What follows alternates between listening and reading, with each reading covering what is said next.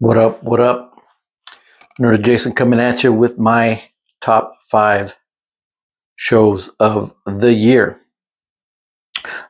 Actually, there's a couple more than five. I'm going to do a couple of honorable mentions. I'm going to do my first honorable mention is Dexter Resurrection. Um, I enjoyed it. I liked the acting, the stars that were in it. I mean, everyone's in the show.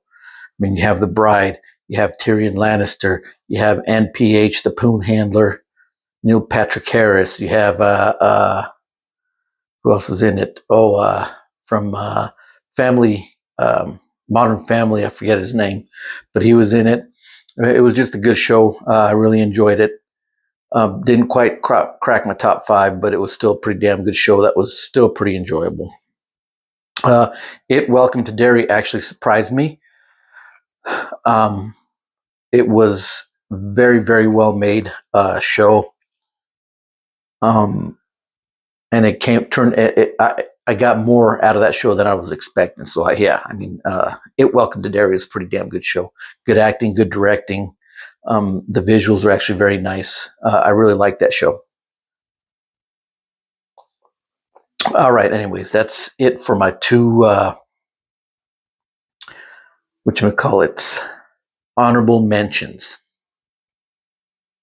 Now I'll get into my top five. Number five for me is going to be nope. Landman season two. Landman season two, only because it is not quite finished. I think it's still got a couple episodes left. But I'm really, really, really enjoying this show. Once it's over, maybe, if it was over, maybe it'd be at top of my list or maybe somewhere else. But I'm putting it at number five because it's not quite done yet. I still got a couple episodes, I believe. I don't remember how many I've seen, but I know they're not all out yet. I'm. Taylor Sheridan is just really knocking it out of the park with the shows. And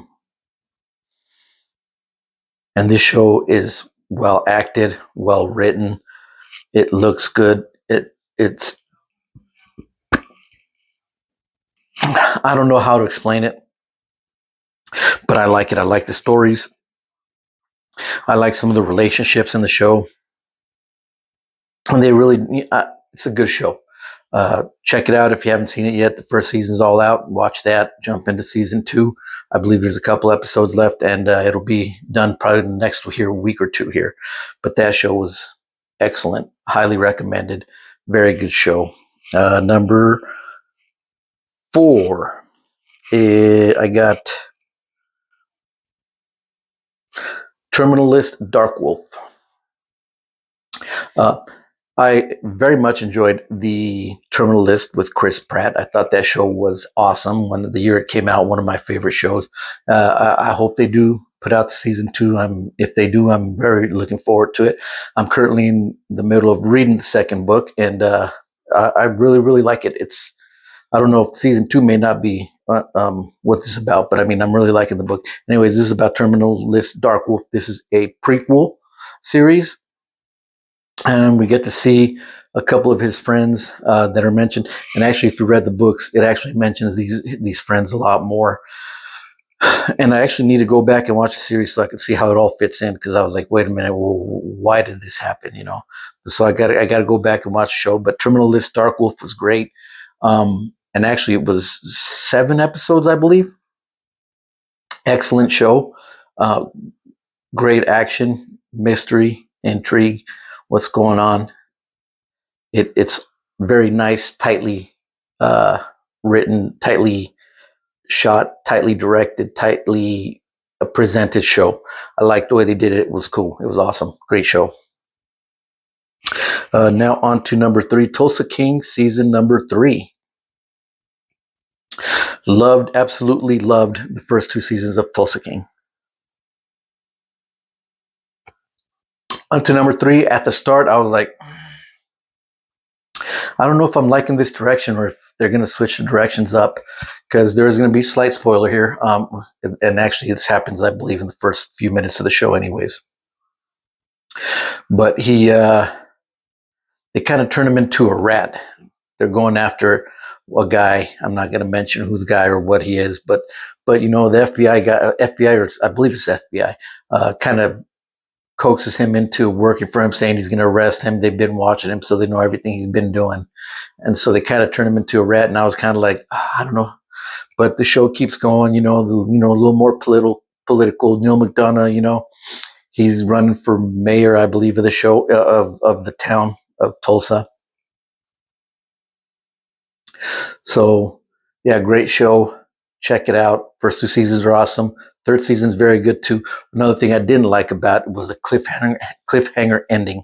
There's a cliffhanger ending, which I'm not all about sometimes, but it is what it is. It was still a great show, still worth a watch. Number 2 was Reacher, season number 3. This is kind of more of a return to like the first type of season where it was about Reacher. I'm about 3 or 4 books into the series, and it is very much focused on Reacher. Season 2 kind of was like a team thing, which I didn't have a problem with that. I still enjoyed Reacher season 2. I thought it was still a very good show.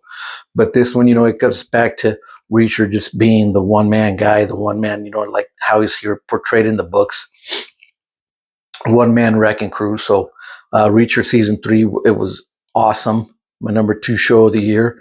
Definitely watch Reacher if you have not. This is a very throwback show.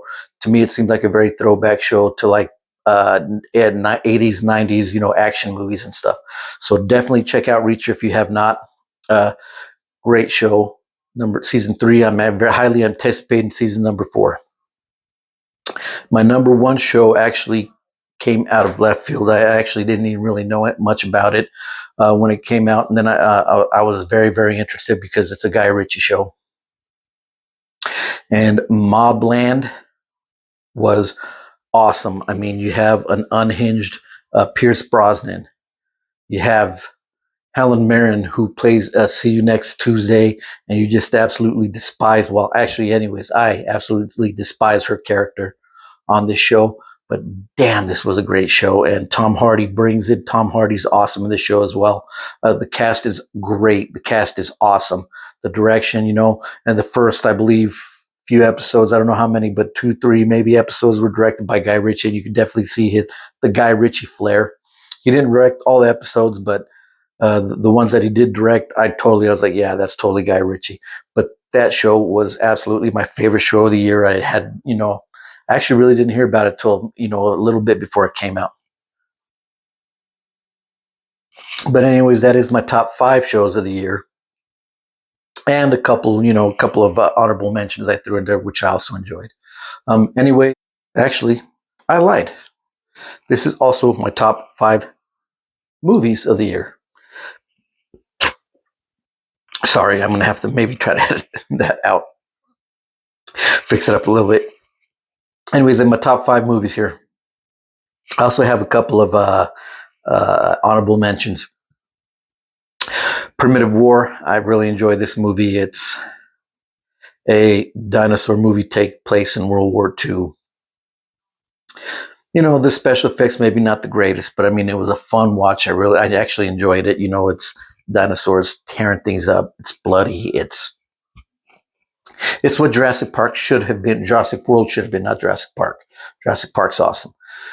It's what the Jurassic World movies should be. If you haven't checked it out, check it out.